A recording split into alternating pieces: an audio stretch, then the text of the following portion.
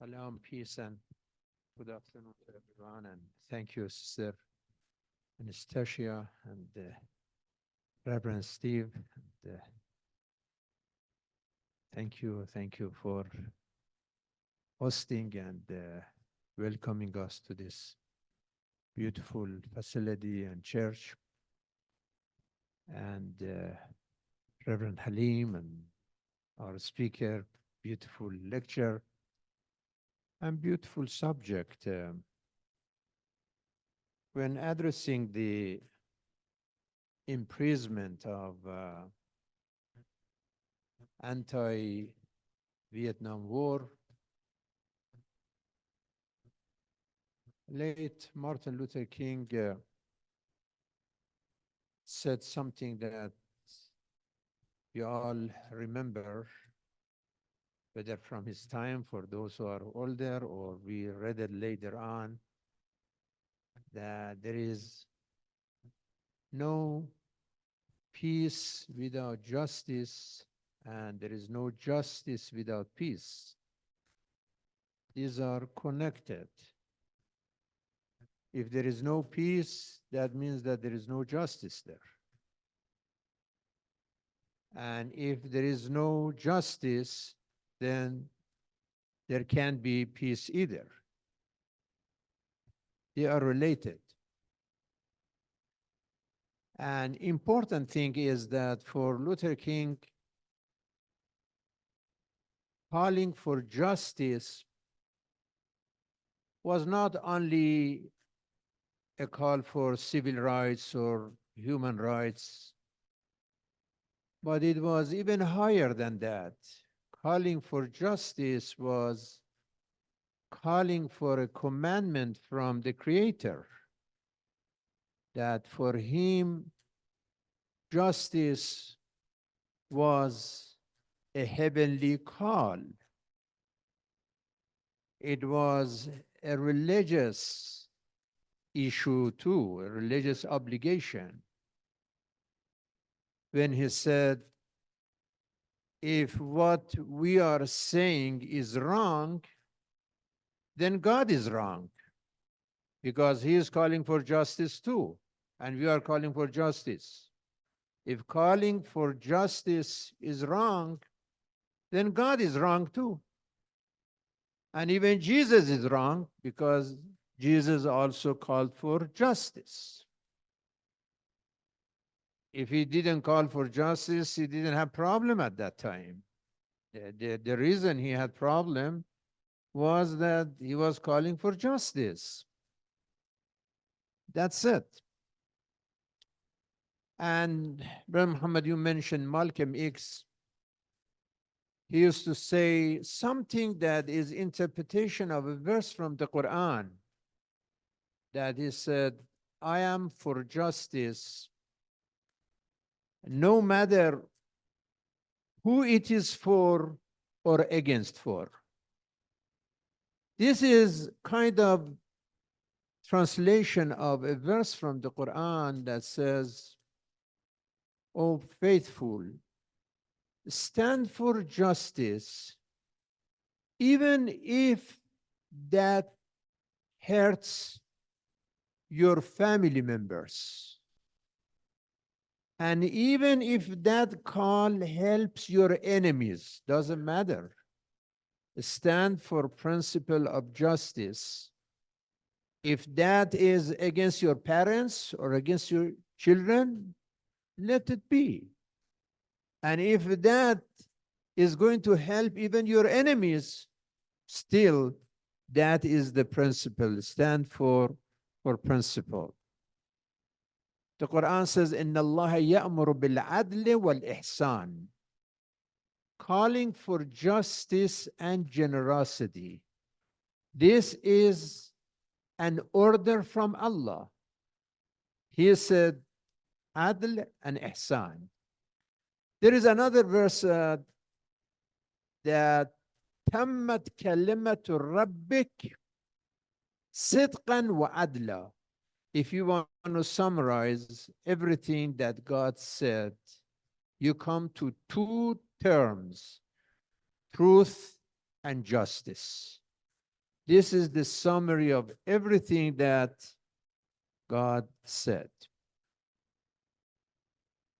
There is a hadith from Prophet Muhammad that, peace be upon him, that he said, 1 hour of justice, practicing justice, promoting justice, preparing for justice, preaching justice, is more important than even 70 years of worship. You may just worship for 70 years, but if that 70 years of worshiping and praying to God doesn't bring any justice to the humanity, so what is the purpose of all that worship? That's just useless. So that doesn't help anybody. What probably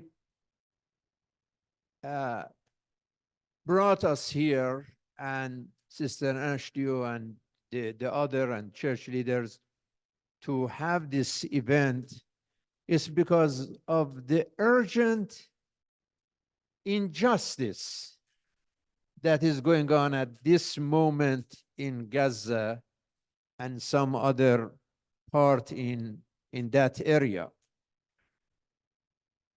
It is so bad that we are not talking about just one Netanyahu. We are talking about so many Netanyahus over there who support this mentality and support that evil actions that are going on. They support that. To the point that even somebody like Tom Friedman, just a few days ago in New York Times, that he was saying that you guys, you became like a meat machine, just something that, you know, it's a grinder, that's what you are doing. And he said, you don't hesitate to take President Biden with you in this situation. Now we realize the courageous, heroic self-sacrifice of Aaron Bushnell. What this man did just last week. Amazing. He said that, you want to know about genocide? Our country is supporting genocide now. That's what he said. And he said, I'm not going to get involved in this genocide any longer. I don't want to be part of that. I don't think the history for another 100 years, 1,000 years would forget what this man, Aaron Bushnell, did. Is going to be remembered forever, believe me. History will not forget that. And history will not forgive those who put this wonderful young man, only 25 years old. He had a good job, he had salary, he had everything to enjoy himself.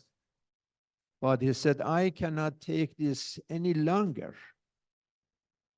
We know that in US military, annually almost 500 members of military, they do suicide and they kill themselves.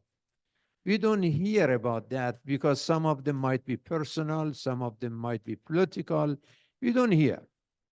But in this case, the man came and he made a statement very clearly, with that kind of amazing determination, even to think about it. I mean, if you and I want to do the same thing, you say, oh, horrible. to think the nature of the pain of this. But then look at the will that he left for his brother and his friend. He said, I'm sorry that leave you like this, but two lines of his will were so amazing. One was that whatever I saved on my salary, donate my savings to the relief fund that support those children in Gaza. Wow. I mean, what kind of heart can not to cry of this innocence, this beauty, this sincerity, this heroism, this love, this faith, this loyalty to God and humanity. He was a true Christian, a true faithful Christian man, a genuine follower of Jesus would talk like this. He said, my savings to kids in Gaza. And he said that if any of my ashes left, save it. A day that Philistine was free, a day that that land was liberated, scatter my ashes over the liberated land of Palestine. What kind of human being? And now we see that President Biden said, we are going to drop some aid for Palestinian in Gaza. How embarrassing, really, how embarrassing. You want to feed 2 million people with just dropping some food? I mean, are you joking? I mean, don't you feel embarrassed even to talk? The whole world are listening to you. You think that you are just like fooling yourself by saying such a thing. It's really embarrassing. It's been 5 months. You know, at the average, how many people have been killed or wounded every day in Gaza for the last 5 months? Almost 700 people. The average, they're killed or wounded. And now what happened 2 days ago, that these desperate, homeless, hungry people, humiliated people, innocent women and children, waiting online to get some bread under this tsunami of starvation and hunger. And then they simply start open the fire on these people, and almost 1,000 people were killed or wounded of this kind of people. What kind of hell are we observing in 21st century? Today there was an article from Nicholas Kristof. I like his article. He writes in New York Times once in a while, and today, this morning, he was saying that in the last 2 years of war between Russia and Ukraine, 500 children were killed. And still this number, sometimes we don't know exactly, you know, because how our media work when it comes to Ukraine. But the maximum, they said 500. But in Gaza, in 5 months, not 2 years, more than 2 years, is 12,500. This is what he said. And then he added that hundreds and hundreds of these children, they were under 1 year old, like a baby of 2 months. There are baby that was born like 10 p.m. and he or she was killed like 2 a.m. They were in this world just for a few hours. And he said that this blood, this is what Nicholas Kristof said. He said, this blood is in our hand, since under our protection and our support, whether diplomatic support in United Nations Security Council or military and material support, this thing happened. So we are part of this problem, Christoph is saying. This is a big, big responsibility, brothers and sisters, for all of us. We pray, we promote justice, and we believe that there is power in these words that we are sharing today in this church. There is power in this world. We should continue that. We should continue that. And those who practice these Satan things in 21st century, they should know that they already lost this war. This is not a war, of course. It's a genocide. It's terrorism. It's not war in Gaza. They already lost it. Remember what Jesus said. He said, what? If you gain the whole world, but you lose your soul, what did you gain then?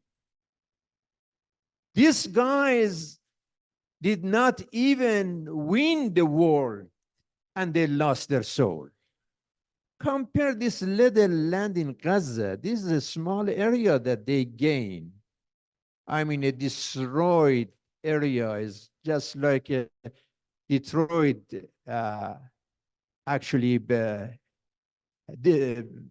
distance or area of Detroit being bombed thousands of times with a bomb that some of them 2,000 pounds. And dumb bombs that just destroyed, and anywhere, doesn't matter. It's just to, Thomas Friedman said that their goal is just to, and you know that Thomas Friedman himself is a big Zionist. He's very loyal to Israel. He is 100% of Israel. But he himself said in the last New York Times article, he said that the goal of Israel, the goal of Netanyahu, is just to kill more people, as many as possible, so they can control it easier. So they don't have to deal with so many people. They can have things under control. So really, we are dealing with a situation that the words, Anas, how much you didn't tell me for how many minutes. If you leave it for the preachers, we talk forever. So, right. So, right. Yeah. So, I have to, honestly, I had, and I said sorry to Anas because we had a funeral home, a funeral service at the House of Wisdom. And then I have to go for another memorial, you know, on weekend, so many services, so many activities going on. But the point is that if we want to describe what is going on in Gaza, the words of apartheid is not working anymore, because the representative of South Africa said, yes, we had apartheid, but not like this. We never had apartheid like this. It's much worse than apartheid in South Africa. The president of Brazil said just a while ago, he said that, you know, we never saw such a thing except Hitler. That's the only thing that we may remember. And we don't know even with this nature. He was a criminal. He did so much crime, but here in Gaza is not one kind of crime. It's just 1,000 kinds of crimes going on. So it's not genocide, doesn't explain it 100%. Apartheid, ethnic cleansing, racism, nothing can describe the depth of this brutality, this cruelty this bloodshed, this hatred. I mean, you want to fight Hamas, go and fight Hamas, but what do you want from this woman and children? What do you want from, why do you enjoy killing babies? Going, taking tanks to hospital and cut the water and electricity from ICU and targeting journalists and United Nations people and ignore everything that everyone says in the world. So this is what it says. Even if you had won the world, still is not worth it. But you just won a little area of Gaza, a destroyed area. Do you think it is worth this? And then how long you want to continue that?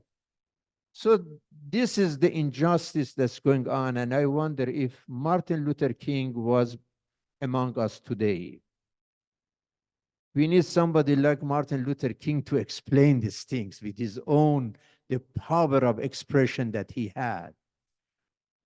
We need that kind of leadership of Martin Luther King and leadership of Malcolm X. Yes, we need that leadership.